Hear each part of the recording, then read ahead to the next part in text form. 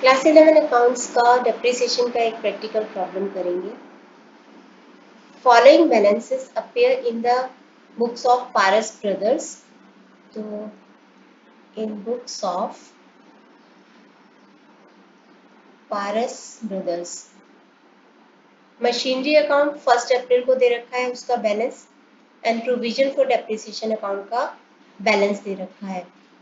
कई बार कुछ companies provision for depreciation account बनाती हैं जहाँ पे जितना भी डेप्रिसिएशन होता है सारी मशीनरीज का वो वहाँ पे लिखा जाता है। तो आपको मैं सिखाऊंगी कि इसको कैसे बनाया जाएगा। On 1st April 2021, they sold a machine for rupees 8,700. This machine was purchased for 16,000 in 2017. 1st अप्रैल 2021 को ही उन्होंने एक मशीन बेच दी 8700 की। इस मशीन को 16,000 का खरीदा गया था इन अप्रैल 2017। Prepare the provision for depreciation account and machinery account on 31st March 2022, assuming the firm has been charging depreciation at the rate of 10% per annum on straight line method. Straight line method में से हमने एक machine खरीदी 1 लाख की, तो उसका 10% हर साल हम डेप्रिसिएशन लगाते जाएंगे, यानी कि जब तक वो चलती जाएगी हम हर साल 10-10 हज़ार रुपए उसके ऊपर लगाते जाएंगे। इसको बोलते हैं स्ट्रेट लाइन मेथड या original cost method, fixed installment method, linear method, इस तरीके से इसको बुला सकते हो। तो हमें दो अकाउंट बनाने हैं, मशीनरी अकाउंट और प्रोविजन फॉर डेप्रिसिएशन अकाउंट। सबसे पहले मशीनरी एक एसेट होती है, एसेट का डेबिट बैलेंस होता है, तो ओपनिंग बैलेंस आएगा डेबिट साइड पे। Provision liability, income, capital and provision, इनका क्रेडिट बैलेंस होता है, यानी ओपनिंग बैलेंस आएगा क्रेडिट साइड पे। तो सबसे पहले हम ये दोनों लिख देते हैं। तो 2021 अप्रैल 1 को टू बैलेंस पीडी, आपको पूरा पूरा लिखना है बैलेंस, तो 80,000। प्रोविजन का ओपनिंग बैलेंस है 36,000, वो हम दिखा देंगे प्रोविजन अकाउंट की क्रेडिट साइड पे ओपनिंग बैलेंस। तो 2021 अप्रैल 1 बाय बैलेंस बीडी 36,000। अब हमें क्या करना है, आपको यहाँ पे दिया गया है कि एक मशीन थी जिसको कि बेचा गया 1 अप्रैल 2021 को, खरीदा था इसको अप्रैल 2017 में 16,000 का।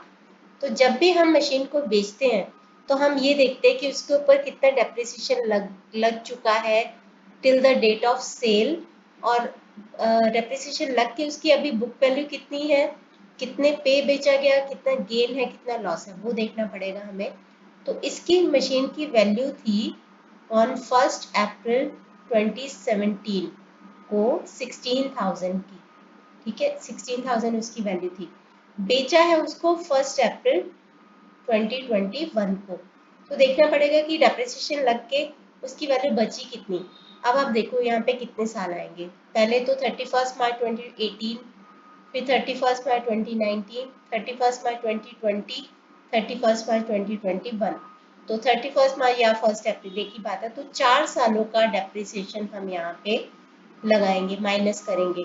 तो एक साल का डेप्रिसिएशन कितना होता है, यहाँ पे 10% से लग रहा है स्ट्रेट लाइन मेथड। तो 1 अप्रैल 2017 से 31 मार्च 2018 ये हो गया 1600, तो 4 सालों का हो जाएगा 6400। तो हम क्या करेंगे, यहाँ पे डेप्रिसिएशन 4 सालों का माइनस करेंगे तो हमारी वैल्यू 1 अप्रैल 2021 को आ जाएगी। तो less depreciation for 4 years, 1600 into 4, तो 6400 को हमने माइनस किया, तो यहाँ पे वैल्यू आ जाएगी हमारे पास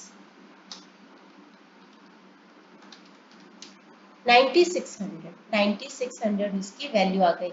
इसको बोलते हैं बुक वैल्यू, जो कॉस्ट माइनस डेप्रिसिएशन होता है। अब उसकी सेल वैल्यू कितनी है आपको पूरा पूरा लिखना है, मैं बोल रही हूँ। सेल वैल्यू, उसको बेचा गया है 8700 का, यानी कम पे बेचा गया, तो इसका मतलब लॉस हुआ होगा। तो कितने का लॉस होगा, 900।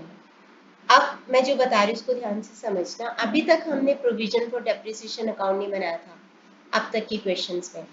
जब प्रोविजन फॉर डेप्रिसिएशन अकाउंट भी बनता है तो जो भी मशीनरी बेची जा रही हो बस उसका जो डेप्रिसिएशन होता है एक्यूमुलेटेड अब तक का, उसको दिखाते हैं मशीनरी अकाउंट की क्रेडिट साइड पे। कितने का बेचा गया उसको दिखाएंगे, लॉस को दिखाएंगे। अब तक का जो मशीनरी बेची जा रही है सिर्फ उसी का डेप्रिसिएशन मशीनरी अकाउंट में दिखाएंगे, और इस मशीनरी के इस डेप्रिसिएशन को एक और जगह पे दिखाएंगे, वो हम दिखाएंगे प्रोविजन फॉर डेप्रिसिएशन की डेबिट साइड पे। इस वाली मशीनरी जिसको बेचा गया है उसके अब तक की लाइफ टाइम के डेप्रिसिएशन को। अदरवाइज जो भी हम साल का डेप्रिसिएशन था अभी तक हम मशीनरी अकाउंट में दिखाते थे, अब हम उसको प्रोविजन फॉर डेप्रिसिएशन अकाउंट में दिखाएंगे। अब मैं आपको करके दिखाती हूँ, आपको समझ में आएगा। तो अब तक का इसका एक्यूमुलेटेड डेप्रिसिएशन वो है 6400। तो आप यहाँ पे लिखोगे जिस डेट को बेचा गया है, यहाँ पे लिख दो अप्रैल 1 बाय प्रोविजन, पूरा पूरा लिखना है आपको, फॉर डेप्रिसिएशन अकाउंट लिखा 6400। तो मशीनरी का लाइफ टाइम का डेप्रिसिएशन यहाँ पे लिखा, और कहाँ पे लिखेंगे प्रोविजन फॉर डेप्रिसिएशन, यहाँ पे लिखे बाय प्रोविजन फॉर डेप्रिसिएशन, वहाँ पे लिखोगे टू मशीनरी अकाउंट, यहाँ पे लिख दोगे to machinery account. I hope आपको समझ आए। जो मशीनरी बेची जा रही है बस उसका डेप्रिसिएशन प्रोविजन अकाउंट की डेबिट साइड पे और मशीनरी अकाउंट की क्रेडिट साइड पे अब तक का डेप्रिसिएशन लगा देंगे। और हम यहाँ पे बिल्कुल सिंपल वैसे ही जैसे लिखते आ रहे हैं, by bank account same date को, बाय बैंक अकाउंट बेचा गया है उसको 8700 का, और उसका लॉस भी यहाँ पे दिखाएंगे। अगर गेन होता तो डेबिट साइड पे लिखा देते, तो यहाँ पे लिखेंगे by loss on sale of machinery account 900। बस इसको यहीं पे कंप्लीट कर देंगे। तो मशीनरी अकाउंट यहाँ पे कंप्लीट होता है, 80,000 था, इन सबको माइनस करके जो बचेगा वो होगा हमारा बाय बैलेंस सीडी। इसको मार्च 31 को बाय बैलेंस सीडी। तो यहाँ पे 80,000 में से इन तीनों को माइनस कर दो, 9600 प्लस 6400, 16,000 को 80,000 से माइनस किया 64,000। तो ये मशीनरी हमारे पास इतने की बच गई। और मैंने क्या बोला कि प्रोविजन अकाउंट में साल का डेप्रिसिएशन हम दिखाते हैं चार्ज करके।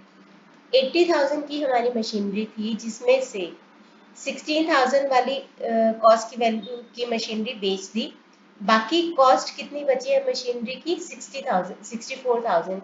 इसको कि हमने 64,000 पे खरीदा था, इसका 10% होता है 6400। तो हम यहाँ पे लिखेंगे क्या 2022 मार्च 31 बाय डेप्रिसिएशन अकाउंट। ये जो 64,000 की बची है इसके ऊपर 10% से पूरे साल का 6400, इसका टोटल कर दो 42,400 आ गया। यहाँ पे बैलेंसिंग फिगर आएगी 36,000 की, जो कि हम लिखेंगे 2022 मार्च 31 को, जो कि प्रोविजन फॉर डेप्रिसिएशन अकाउंट का क्लोजिंग बैलेंस होगा, तो टू बैलेंस सीडी। तो यहाँ पे हमारा प्रोविजन फॉर डेप्रिसिएशन अकाउंट और ये रहा हमारा मशीनरी अकाउंट।